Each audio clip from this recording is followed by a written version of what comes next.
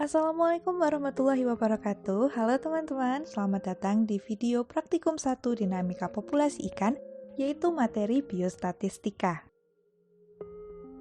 Tujuan dari Praktikum 1 ini yaitu yang pertama, mampu menjelaskan tentang data, yang kedua, mampu menerapkan perhitungan statistik untuk menghitung nilai pemusatan, yaitu ada median, modus, dan min, serta nilai penyebaran, yaitu ada ragam, standar deviasi, dan galat.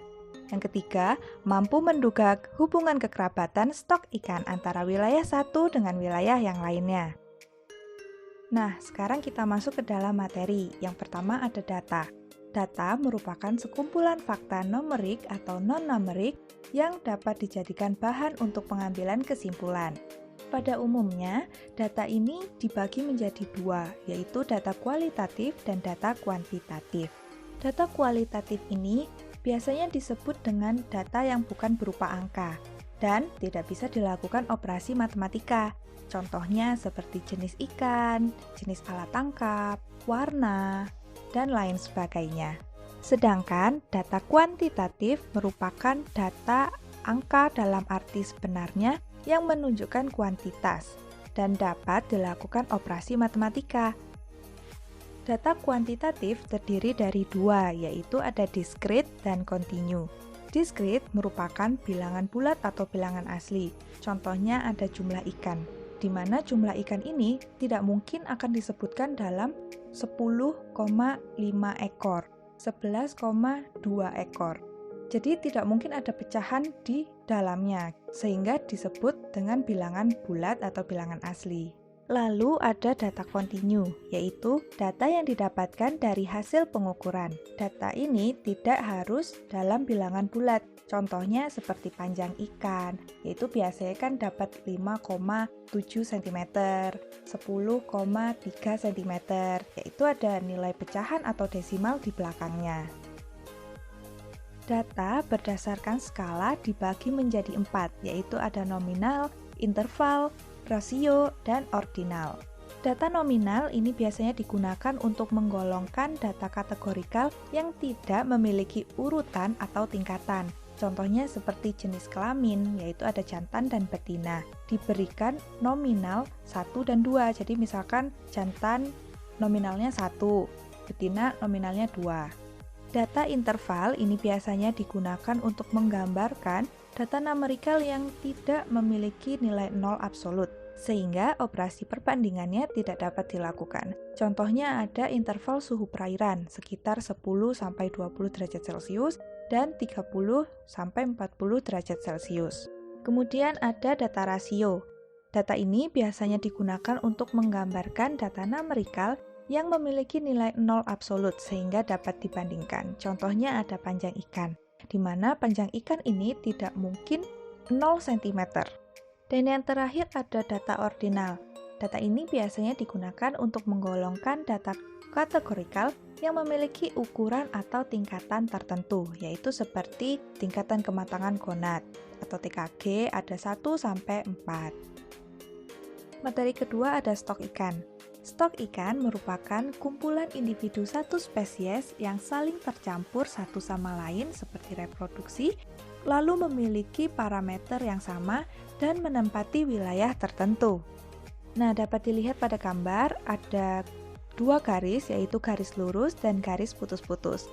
Garis lurus ini menggambarkan tidak adanya kekerabatan, karena disebabkan oleh adanya barrier atau penghalang yang berupa kondisi geografis atau kondisi lingkungan yang ekstrim yang menyebabkan ikan-ikan ini tidak dapat bertemu atau bercampur satu sama lain sehingga tidak berada dalam satu stok.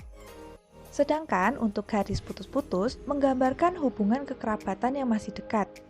Penyebabnya karena kondisi geografis dan kondisi lingkungannya yang memungkinkan untuk tercampur sehingga ikan masih berada dalam satu stok. Oke, kita asumsikan dari gambar tersebut. Kita misalkan garis lurus di tengah itu adalah Pulau Jawa. Lalu wilayah A dan wilayah B berada di sebelah utara atau berada di atas garis lurus, sedangkan wilayah C dan wilayah D berada di sebelah selatan Pulau Jawa atau yang berada di bawah garis lurus. Pada perairan utara Jawa, terdapat barier yang menghalangi ikan di wilayah A bagian kiri garis lurus atas dan B di bagian kanan yang menyebabkan ikan di kedua wilayah tersebut tidak pernah bertemu.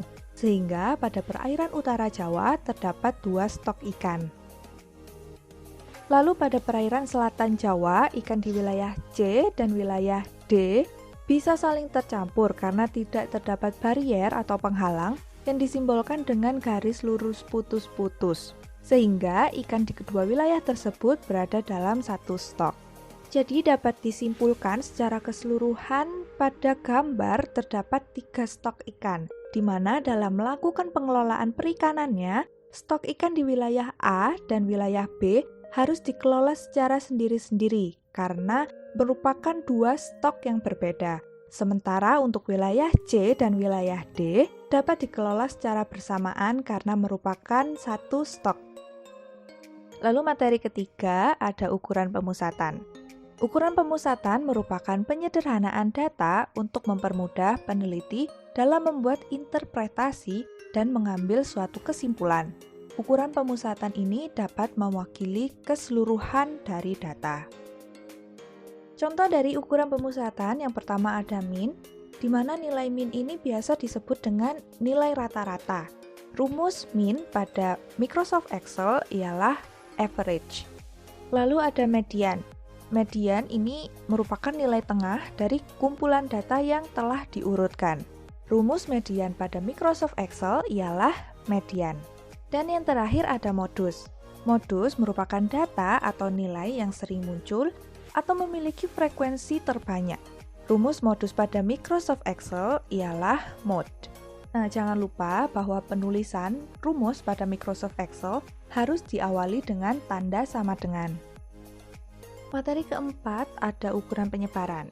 Ukuran penyebaran atau ukuran variasi adalah suatu ukuran yang menyatakan seberapa jauh nilai tersebar antara data satu dengan data yang lainnya pada sebuah gugus data.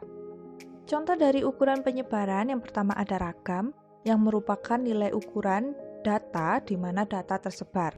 Yang kedua ada standar deviasi, yaitu seberapa jauh nilai tersebar antara data satu dengan data yang lainnya. Aplikasi ukuran disperse yang sering digunakan adalah standar deviasi. Dan yang ketiga ada galat, yang biasa disebut dengan standar error yang menunjukkan tingkat kesalahan atau keakuratan dari sebuah data. Jadi semakin tinggi nilai standar deviasi, maka semakin beragam. Apabila nilai standar deviasi mendekati 0, maka semakin homogen atau data sama. Materi kelima ada faktor kondisi alometris. Faktor kondisi alometris ini ditunjukkan dengan notasi B, di mana data yang didapatkan dari hasil pengamatan hubungan panjang dan berat. Index of plumpness merupakan analisa hubungan panjang dan berat yang dapat mengestimasi faktor kondisi. Kemudian ada ln atau logaritma natural yang merupakan data panjang dan berat yang bersifat eksponensial sehingga harus dikembalikan ke dalam bentuk logaritma sebenarnya atau linear untuk kemudian diregresikan.